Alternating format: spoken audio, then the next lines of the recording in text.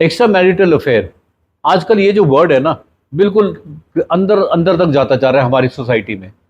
Indian society में पहले ये चीज़ें नहीं हुआ करती थी, और जब से सोशल मीडिया आया है, जब से मॉडर्नाइजेशन आई है, जब से थोड़ा सा ओपननेस आ गई है, अब ये सही है एक्स्ट्रा मैरिटल अफेयर होना, ये गलत है, ये मैं नहीं बताऊंगा, ये आपको डिसाइड करना है।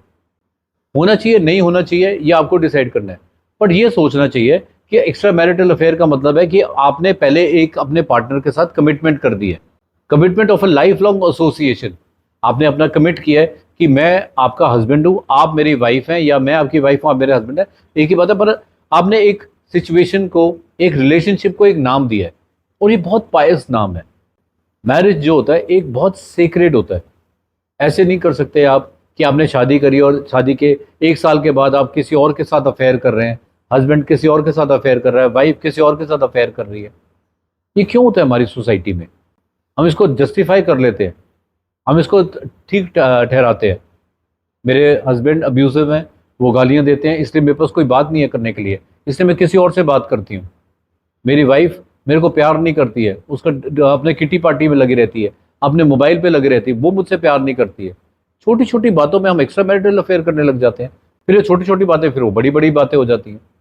सरकास्टिक टॉक से, टॉन्ट से लेकर, अब्यूसिव लैंग्वेज से लेकर फिजिकल अब्यूज तक आ जाते हैं।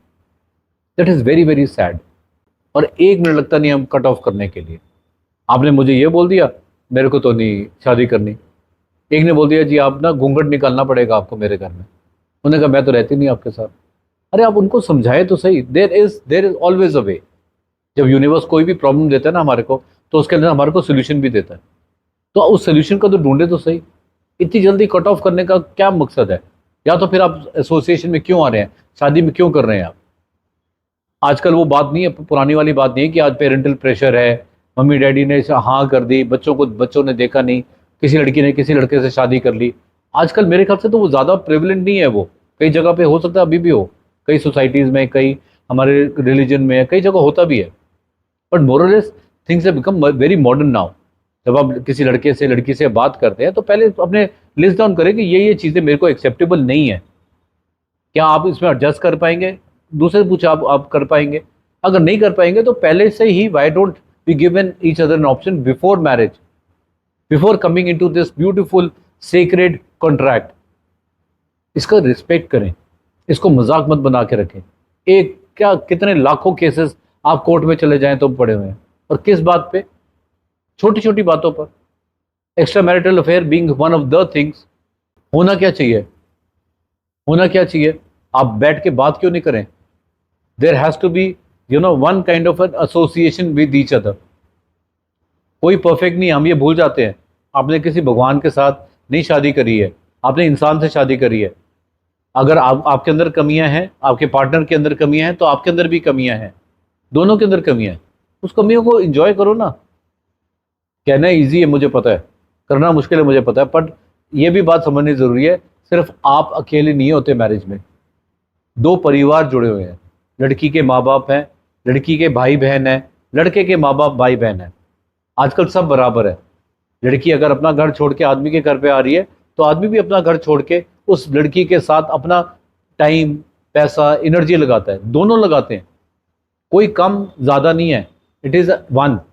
जब 2 लोग एक बन के आते हैं तो ये समझना ज़रूरी है कि एक बनना बहुत ज़रूरी होता है। उसकी वैल्यू करें आप। अकेले अकेले तो वैसे ही रह रहे हैं। डाइवोर्स के साथ आपके एक्स्ट्रा मैरिटल अफेयर में आप सोचते हैं कि बहुत ज़्यादा खुशी मिलती है। मैंने एक जगह पढ़ा था, अराउंड 88% ऑफ द केसेस में यहाँ पे हैप्पीनेस नहीं मिलती। वो सिर्फ एक फिजिकल एस्पेक्ट के हिसाब से जाते हैं। हमारे को क्या वो खुशी होती है? Physical aspect, that is one part of marriage, that is not the only thing. अगर हस्बैंड घर पे आता है, अगर वाइफ एक गिलास पानी लेके आती है ना उसके लिए, तो that is beautiful pure love. Husband वापस लेके घर से आता है तो एक वाइफ के लिए कुछ छोटा सा कुछ खाने का ले लिया है, उसके लिए एक फ्लावर लेके आ गया, that is beautiful love. Wife अपने हस्बैंड को पूछती है कि आपने खाना खा लिया, और हस्बैंड गुस्से से फोन रख देता है कि मेरे को डिस्टर्ब कर रही है। डिस्टर्ब नहीं कर रही वो, that is her way to tell the husband कि आई केयर फॉर यू। और सबसे मजेदार एक बात बताऊं मैं आपको, सबसे इंपॉर्टेंट बात कोई भी रिलेशनशिप के लिए, और मैं सब लोगों को, जो मेरे पास ऐसे लोग आते हैं काउंसलिंग के लिए अपनी प्रॉब्लम्स लेके जो आते हैं, तो इन सब में से एक ऊंची बात क्या होती है जिसको हम 3 वर्ड्स बोलते हैं? वो 3 वर्ड्स होते हैं आई लव यू। नहीं, एक होता है आई लव यू से भी ऊपर एक चीज होती है, वो पता है क्या है? वो होता है आई ट्रस्ट यू। जहां किसी कपल ने ये वर्ड यूज कर दिया कि आई ट्रस्ट यू, अपनी वाइफ ने अपने हस्बैंड को बोला कि हस्बैंड आप बाहर जा रहे हैं, आप अपने ऑफिस के लिए बाहर जा रहे हैं, 3-3 दिन तक मुझसे बात नहीं करेंगे, आई ट्रस्ट यू। हस्बैंड बोला मेरी वाइफ आप जॉब कर रही हैं, आप बाहर जाते हैं, बट आई ट्रस्ट यू। अगर आपने ट्रस्ट का रख लिया ना अपने पार्टनर के साथ, उससे अच्छी रिलेशनशिप नहीं हो सकती है, उससे अच्छी लाइफ नहीं आपकी बन सकती है। अगर आपका ये वर्ड ट्रस्ट आ जाए लाइफ में, अगर ये वर्ड आ गया आपकी लाइफ में, तो ये समझ लो कि आपकी वाली लाइफ जो है ना, एक ब्लेस्ड लाइफ है। जो हम भगवान से ब्लेसिंग्स मांगते हैं, तो आपकी लाइफ ये ब्लेस्ड लाइफ हो जाएगी। हमारे को 1 और 1 11 बोलते हैं ना, तो हस्बैंड के लिए वाइफ खड़ी रहती है, वाइफ के लिए हस्बैंड खड़ा रहता है। पहले भाई होते थे, पहले माँ बाप होते थे, आजकल तो हस्बैंड वाइफ ही इतने स्ट्रांग बन जाते हैं। वो उल्टा रहे। पहचानिए अपनी रिलेशनशिप को। और हाँ, अगर आपको फिर भी लगता है आपने सब यू हैव ट्राइड एवरीथिंग कि सब कुछ नहीं ठीक हो रहा, नहीं बात समझ रहे, उनका टेम्परामेंट ठीक नहीं है, उनकी बात करने का तरीका ठीक नहीं है, रूड बिहेवियर है, नार्सिसिस्ट बिहेवियर है, अब्यूज है, फिजिकल अब्यूज है, मेंटल अब्यूज भी बहुत केसेस में मैं देखा गया है। अगर वो नहीं सुधर रहे, then you have the option to break away. Extra marital affair में not always be the answer. You have to be very careful of the line that you choose. आप किसको चूज कर रहे हैं, किस जने को आप चूज कर रहे हैं, क्यों चूज कर रहे हैं? कई बार ऐसे भी देखा गया है कि एक आदमी अपनी वाइफ के साथ बहुत परेशान था, वाइफ बहुत डोमिनेटिंग थी, वो घर छोड़ के दूसरे के बाद कहीं और चले गए। वो जब कहीं और चले गए, वहाँ पे इनको किसी और से प्यार हो गया, and they wanted to get married. तो जब वो मेरे पास आए, तो हमने बोला कि B very careful, I told them कि बड़ा ध्यान से शादी करना, ये ज़रूरी नहीं कि वो आपसे शादी करेगी। बोला क्यों, ऐसा क्यों, शादी क्यों नहीं करेगी? मैंने कहा क्योंकि वो तो आपके बच्चे भी है, वो आपके बच्चों को एक्सेप्ट करेगी। कह रहा हाँ वो बात हो गई है। मैं कहा ऐसे नहीं करेगी, because she is doing only for money. He और शी की बात नहीं होती है, बात होती है कि आपकी इंटेंशन क्या है। उसमें उसकी इंटेंशन ठीक नहीं थी। ऐसे आदमी लोगों के भी कई बार देखा गया है कि only for the physical aspect they go in for extra marital affair. तो all these things said and done, be very careful of कि आप क्या करना चाह रहे हैं।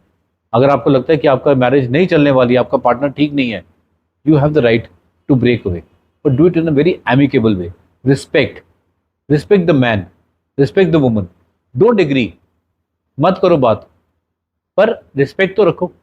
और अगर ट्रस्ट नहीं है, फिर तो अलग रहना ही ठीक है। पर फिर भी उसका आंसर एक्स्ट्रा मैरिटल अफेयर फिर भी नहीं रहेगा। आप क्या सोचते हैं इसके बारे में? कमेंट्स करके बताइए।